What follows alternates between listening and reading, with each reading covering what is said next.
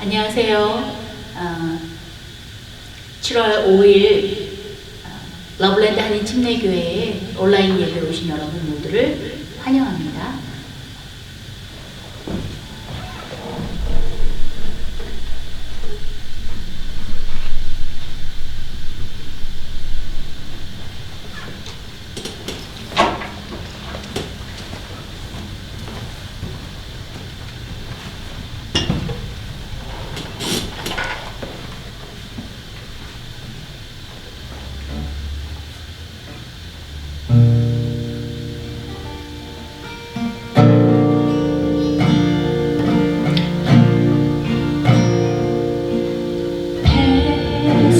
Our gentle Savior, hear my humble cry.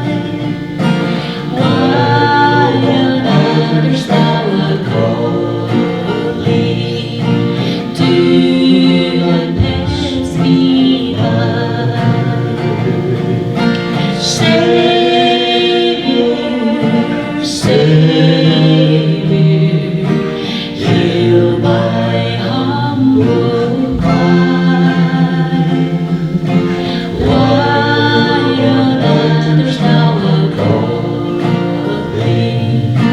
do not pass me by. Lend me at the throne of mercy, fine and sweetly lead, healing every deep contrition, help my trusting only in thy hearing, move and seek thy face. Heal my wounded and broken spirit, save me by thy grace. Savior, Savior,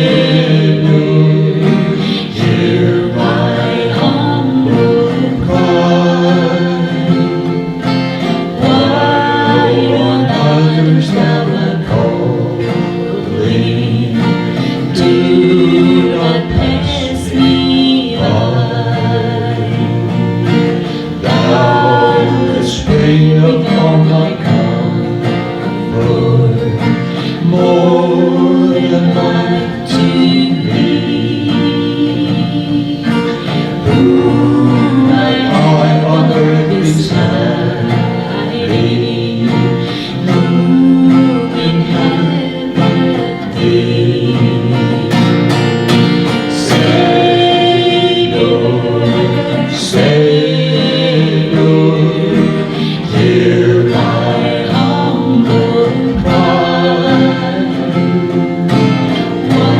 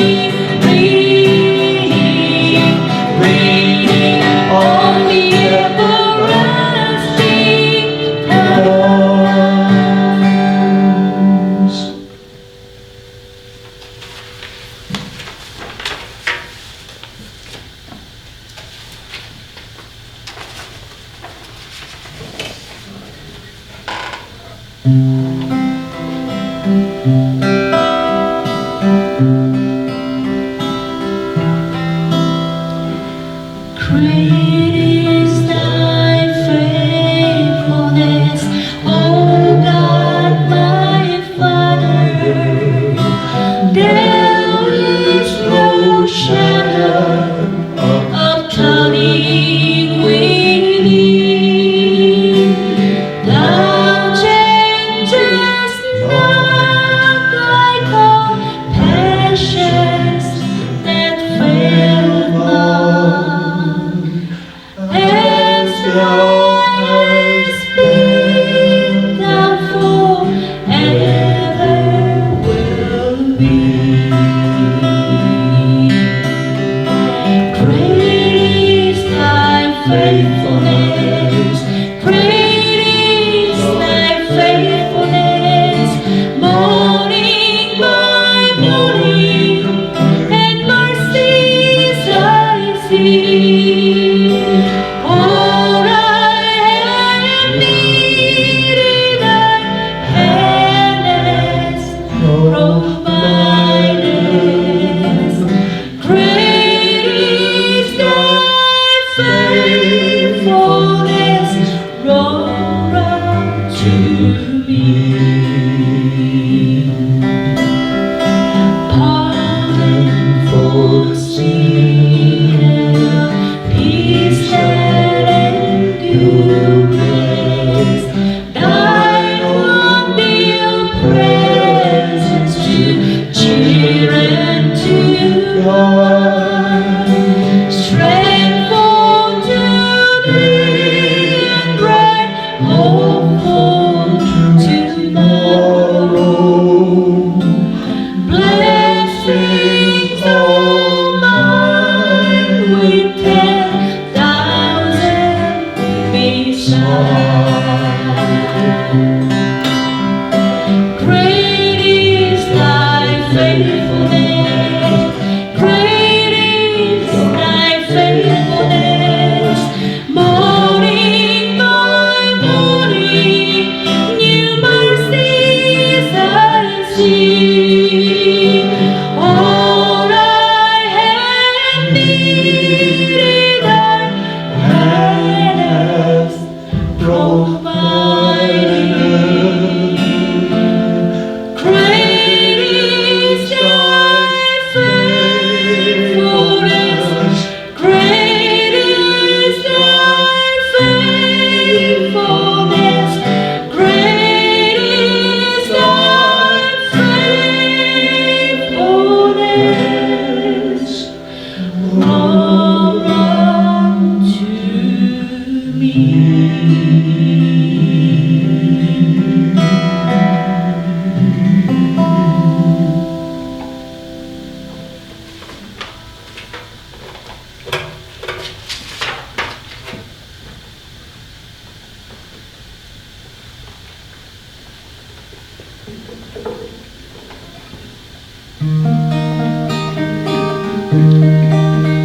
한국 찬양을 한 곡 할 건데요. 제목은 나의 사랑, 나의 어여쁜 자야, 일어나 함께하자. 나의 사랑하는 자의 목소리 듣기 원하네. 나의 사랑, 나의 어여쁜 자여, 바위 틈은 미란 곳에서 듣기 원하네. 부드러운 주님의 음성, 나의 사랑하는 자의 목소리 듣기 원하네.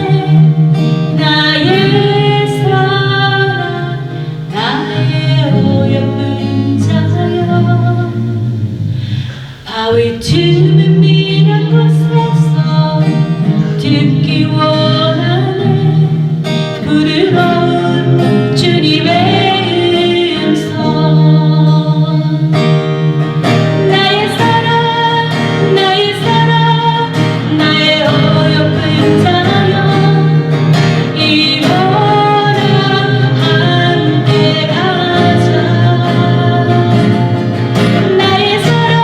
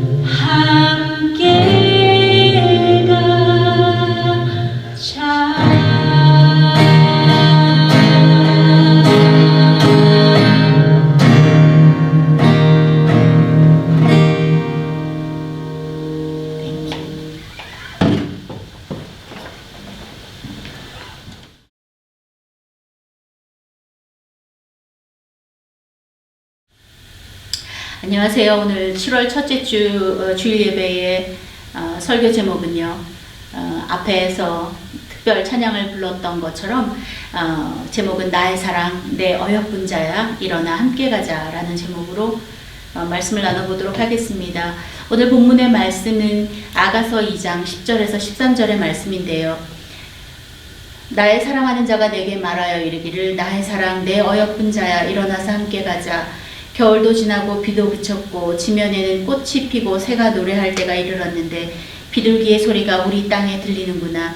무화과 나무는 푸른 열매가 익었고 포도나무는 꽃을 피워 향기를 토하는구나.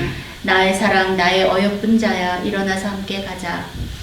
오늘 설교 본문의 말씀 배경이 되는 말씀은요. 사무엘상 24장과 25장을 가지고 한번 오늘의 아까 읽어드렸던 아가서 말씀과 또 어떻게 연결이 되는지 한번 보도록 하겠습니다. 그 사무엘상 24장은요. 아주 그 다윗의 절박하고 다급한 상황을 설명을 해주고 있어요. 이스라엘의 왕이었던 사울이 다윗을 시기하고 또 그 위기감을 느낀 나머지 그 다윗을 죽이려고 쫓아다녔죠. 그리고 다윗은 자신의 군사들 600명을 데리고 그 유대 광야를 이렇게 떠돌아다녔어요. 특별히 24장에는 굉장히 아주 감동적인 어떤 부분도 있는데요. 그 다윗이 600명의 군사와 함께 아둘람 굴에 숨어 있었어요. 사울이 다윗이 어디엔가 있다라는 소식을 전해 듣고는 사울이 그를 죽이려고 군사들을 이끌고 다윗을 쫓아왔다가 아마도 이제 사울이 좀 볼일을 보려고 굴로 들어갔던 것 같아요. 근데 그 굴 안에는 다윗과 몇몇의 군사들이 그곳에 숨을 죽이고 숨어 있었죠. 그것을 알지 못하는 사울이 자기의 겉옷을 벗어놓고 볼일을 보고 있는 동안에 다윗은 충분히 그 사울을 이렇게 죽일 수 있는 어떤 그런 조건이 됐음에도 불구하고 다윗은 하나님의 기름 부은 종이기 때문에 그 하나님 앞에 그 복수를 하나님 앞에 올려드린다고 고백하면서 그 다윗은 그 사울이 벗어놓은 옷의 옷자락만 조금 잘랐을 뿐 그 사울을 해치지 않았죠. 그 사울이 볼일을 다 보고 이렇게 일어나서 나갈 때에 다윗이 먼 발치에서 사울을 부르죠. 왕이시여, 왕이시여. 그때 사울이 깜짝 놀랐죠. 그러면서 다윗이 그 잘라진 옷자락을 사울에게 보이면서 내가 당신을 죽일 수도 있었던 상황이었지만 그러나 나는 당신이 하나님 앞에 기름 부은 왕이기 때문에 당신을 죽일 수가 없었다고. 그리고 난 당신이 보기를 원한다고 난 당신을 죽이거나 해칠 그럴 마음이 조금도 없는 사람이다 라고 하는 그 자기의 솔직한 마음을 사울에게 이렇게 전했어요. 그때 사울의 마음이 움직였죠. 그리고 사울이 엉엉 울면서 그 다윗의 마음을 이렇게 받아주죠. 그리고는 뭐라고 맹세를 하냐면 너가 이제 그 이스라엘의 왕이 될 것이다. 내가 그것을 맹세한다. 라고 하고 본인은 궁으로 떠났고요. 다윗은 그 자신의 군사들이 있는 그 요새로 돌아오게 됐죠. 이것이 이제 본문 사무엘상 24장의 말씀이거든요. 그리고 오늘 본문은 25장을 시작하면서 첫 번째 25장 1절에 아주 짧게 언급하고 지나간 등장하는 인물이 있는데요. 그게 바로 뭐냐면 사무엘에 대한 이야기예요. 사무엘이 그 25장의 첫 번째 1절에 잠시 등장을 하는데 그 사무엘에 어떤 내용이 등장하냐면 사무엘이 죽었다는 거예요. 사무엘이 죽어서 장사를 지냈다라는 내용이 나오면서 이제 그 바로 다음에 나오는 내용이 뭐냐면 그 다윗이 너무나도 사랑하고 또 귀하게 여겼던 그 아내 다윗의 여인 아비가일을 만나는 장면이 그 다음에 나오게 되죠. 자, 왜 사무엘이 죽었다라고 하는 내용이 25장의 첫 번째 언급이 됐을까요? 자, 사무엘의 사명이 그것은 사울의 입에서 다윗을 왕으로 세우겠다라고 했던 24장의 마지막 맹세와 선포와 관련이 좀 있어요. 사무엘은 그 하나님의 명령으로 다윗이 어릴 적에 다윗의 집을 찾아가지요. 그곳에서 어리지만 굉장히 용맹한 그 다윗에게 기름을 부어서 왕이 될 것을 예언하는 장면이 사무엘상 16장에 나오고 있어요. 당시 사울이 이스라엘의 왕이었음에도 불구하고 하나님은 그 어린 다윗을 사무엘에게 찾아가게 하셔서 그에게 하나님의 이름으로 기름을 부으셨죠. 자, 오랜 시간이 지나서 이제야 사울의 입을 통해서 그 다윗이 이스라엘의 왕으로 인정되어지고 선포되어지는 그런 때가 왔어요. 이제 드디어 하나님의 때가 이르는 거죠. 사무엘의 사명은요, 자신의 손으로 기름 부은 왕 다윗이 이스라엘의 왕이 되는 것이었어요. 이제 그가 자신의 사명을 다하고 하나님께로 돌아갔어요. 우리의 사명이 다하는 날 우리도 아버지의 부름을 받게 될 것입니다.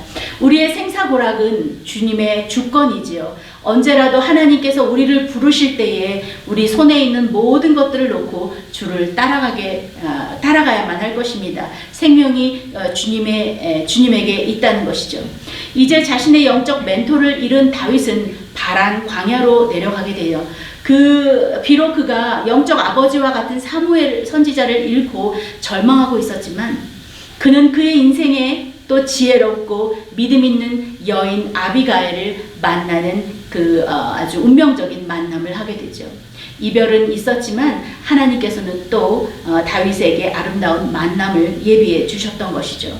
바란 광야라고도 하고 또 마온 광야라고도 하는 곳에 다윗과 그의 군사들 600명이 요새를 만들어서 그곳에 머물고 있었죠. 남자들 600명의 그 식량을 조달해야 되는 리더로서의 다윗은 참 많이 부담스럽고 또 부담스러운 그런 일이 아닐 수 없었을 것입니다. 그리고 그들에게는 이제 아마 얼마 식량이 남지 않았던 것 같아요. 당시 그 이스라엘의 그 목축업이 대부분이었기 때문에 양이나 가축을 도적맞는 일들이 굉장히 많았어요. 그러나 그 공교롭게도 다윗의 군사 600명이 머물던 광야는 나발이라고 하는 사람의 그 소유물들, 그 가축들이 그 방목되어져서 길러지고 있던 곳과 굉장히 가까웠던 것 같아요. 그 다윗의 용사들은 그곳에 머물고 있었기 때문에 인근의 그 도적대들이나 동물을 약탈하려고 하는 사람들이 감히 그 나발의 그 목장 나발이 두르고 있는 돌보고 있는 그 양과 가축 주변에 오지 못했던 것 같아요. 마침 그때에 양털을 깎는 마을의 축제가 시작이 되었죠.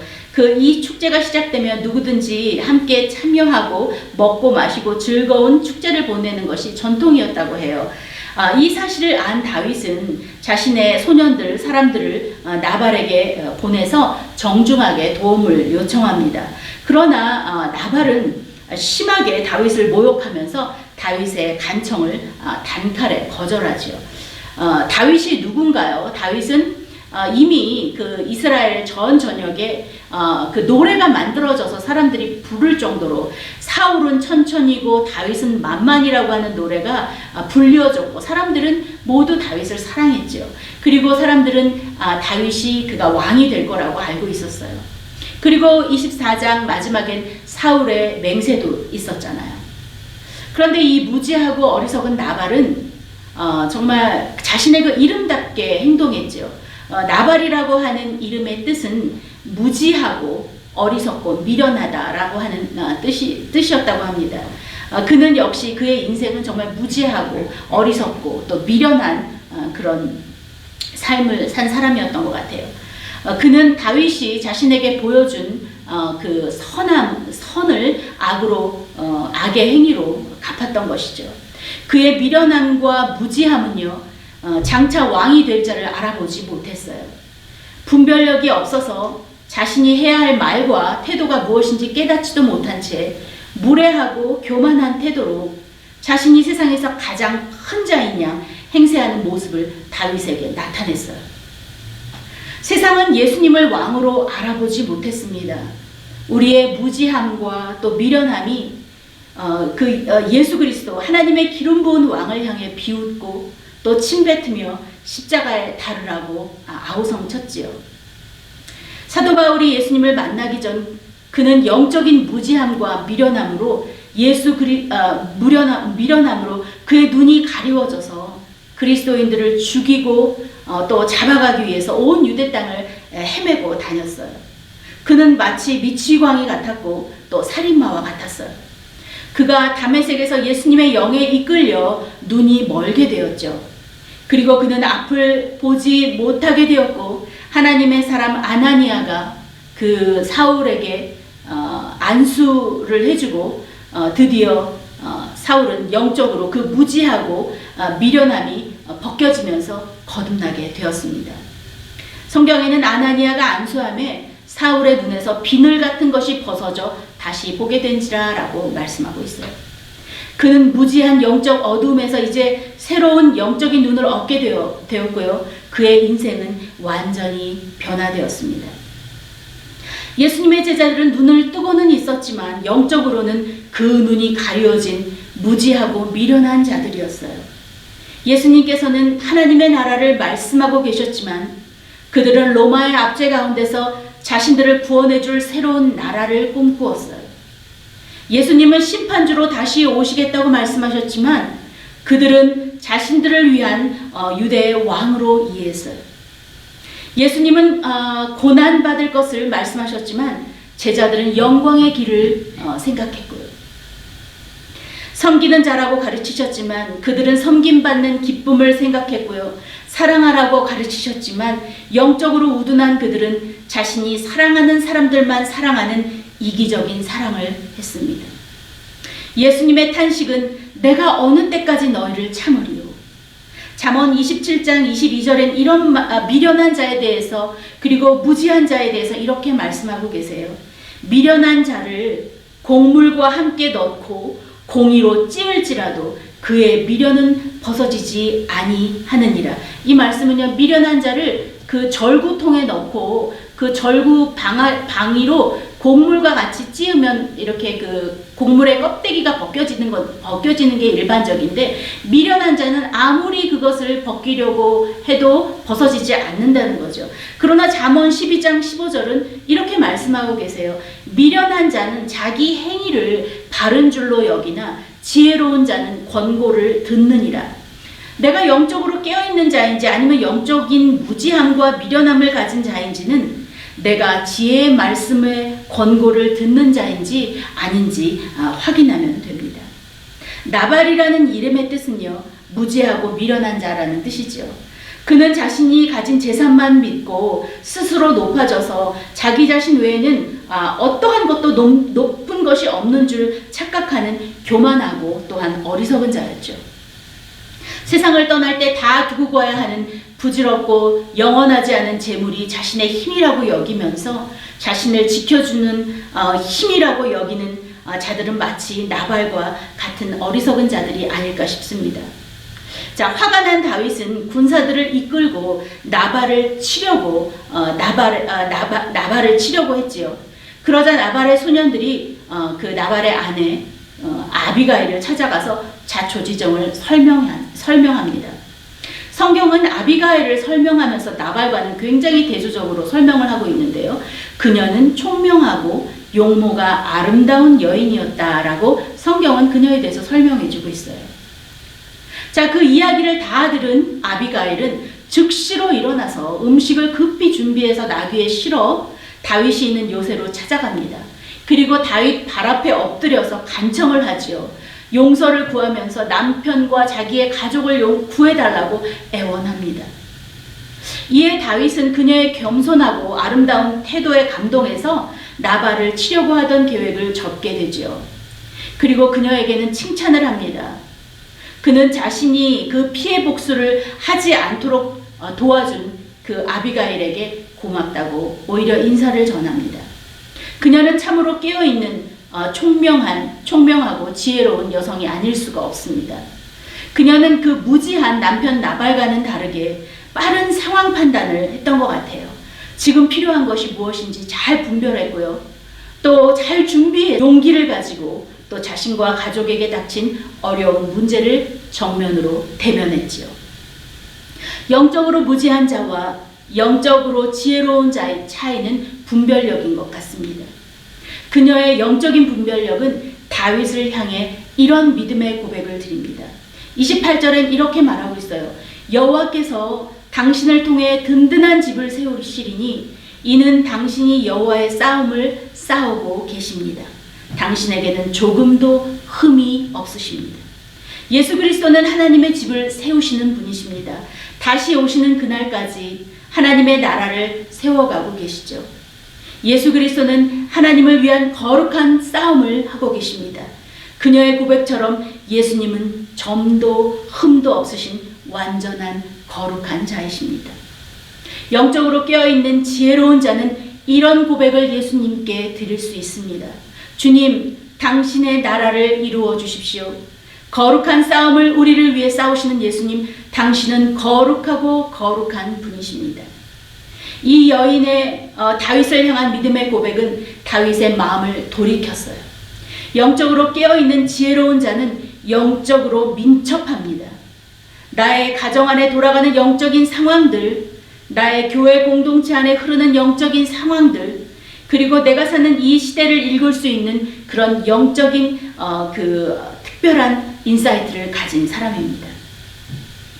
다니엘서 6장 3절에는 이렇게 말하고 있어요. 다니엘은 마음이 민첩하고 총리들과 고관들 위에 뛰어남으로 왕이 그를 세워 전국을 다스리게 하고자 한지라.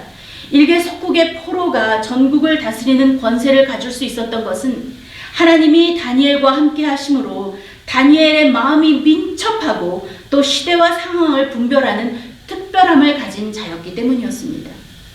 다윗은 아비가일의 민첩함에 감동했습니다. 그리고 그가 그 마음 안에 불타오르던 그 분노와 정말 그 나발을 치려고 했던 마음들을 가라앉히고 오히려 그녀에게 감사의 마음을 전하죠.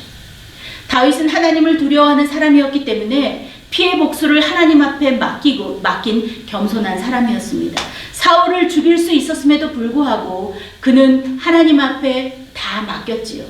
그런데 그 인간적인 사람 다윗에게도 나발만큼은 그 원칙이 적용되지 않았던 것 같습니다. 그에게는 큰 실수를 할 수 있었던 위기였지만 이 지혜롭고 민첩한 여인의 그 겸손한 태도에 의해서 다윗도 그리고 나발도 모두 큰 위기를 넘기게 되었던 것이죠. 저는 우리 모두가 다른 사람들과의 관계 안에서 좋은 다리의 역할을 하는 자들이 되기를 원합니다. 더욱더 분을 일으키게 하는 자가 아닌 오히려 관계를 악화시켜 문제를 만드는 그런 자들이 아니라 다른 사람들로 하여금 믿음의 길을 잘 걸어갈 수 있도록 격려하고 지지하는 중보자가 되시기를 바랍니다.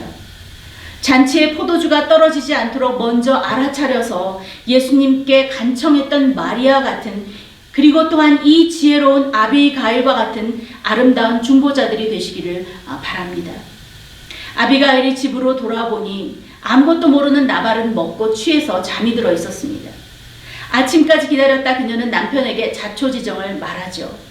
자신이 죽을 수도 있었다는 사실과 이제 다윗이 왕이 되었을 때 당하게 될 복수를 생각하며 나발은 두려움에 떨었어요. 너무나도 마음이 두려워서 몸이 굳었다고 성경은 설명하고 있습니다. 그리고 열흘 후에 하나님께서 그 나발을 치셔서 나발은 죽게 되었습니다. 하나님이 다윗의 복수를 대신 갚아주신 것이죠. 하나님의 사람을 대적하고 비웃으며 모욕한 나발과 같은 자들은 스스로 모욕과 수치를 당하게 될 것입니다. 하나님을 대적하는 것에 대해 성경은 육신적인 생각이 하나님을 대적하는 것이라고도 합니다. 육신적인 생각은 하나님의 법에 복종하지 아니할 뿐 아니라 참으로 그리할 수도 없으므로 하나님을 대적하는 것이라. 또한 하나님을 대적하는 것은 세상과 친구가 되어서 세상의 것에 즐거움을 찾는 것이 또한 하나님을 대적하는 것이라고 성경은 말합니다. 야고보서는 이렇게 말하고 있어요. 너희 가늠하는 남자들아, 가늠하는 여자들아, 세상과 친구가 되는 것이 하나님을 대적하는 것인 줄을 너희가 알지 못하느냐? 그러므로 누구든지 세상의 친구가 되고자 하는 자는 하나님의 원수가 되느니라. 우리는 하나님을 대적하고 하나님을 모욕하는 그런 육신적인 삶 또는 세상을 사랑하는 그런 그리스도인이 아니라 성령님께 온전히 사로잡혀 성령의 소욕으로 살아가는 그런 자가 되시기를 바랍니다. 하나님께서는 하나님을 대적하여 높아진 것들을 낮추실 것입니다. 다시 오실 우리의 왕 예수 그리스도는 그들을 허무하게 하실 것입니다. 나팔 소리가 울리며 우리 주님이 구름을 타고 왕으로 다시 오실 때에 우리는 거룩한 신부가 되어 지혜로운 다섯 처녀가 되어 그분을 맞이하게 될 것입니다. 다윗은 지혜로운 여인 아비가일을 아내로 맞이하기 위해 전령들을 아비가일에게 보냅니다. 신랑이 신부를 데리러 갈 때에 신랑의 친구들도 함께 동행하지요. 마을 어기가 다다랐을 때에 이 신랑의 친구들은 달려가 신부의 집을 향해 신랑이 오신다, 신랑이 오신다, 신랑 맞을 준비를 해라 이렇게 알려주지요. 세례 요한은 예수 그리스도의 오는 길을 예비한 사람입니다. 신랑 대신 참 왕 대신 예수 그리스도를 맞는 준비를 하는 요한의 사명처럼 아비가일을 신부로 맞이하기 위해 신랑 대신으로 그 기쁨의 소식을 전해준 그 다윗의 전령들과 같이 우리에게도 이 거룩한 중매쟁이의 사명을 하나님께서 맡겨주셨습니다. 우리는 예수님의 신부이기도 하지만 또한 중매장이이기도 합니다. 다른 신부들이 거룩함으로 단장하여 신랑 대신 예수님을 맞을 수 있도록 섬기고 돕는 중매장이의 사명이 있다는 사실을 기억하시기 바랍니다. 고린도후서 1장 2절은 사도 바울이 이렇게 말씀하고 있어요.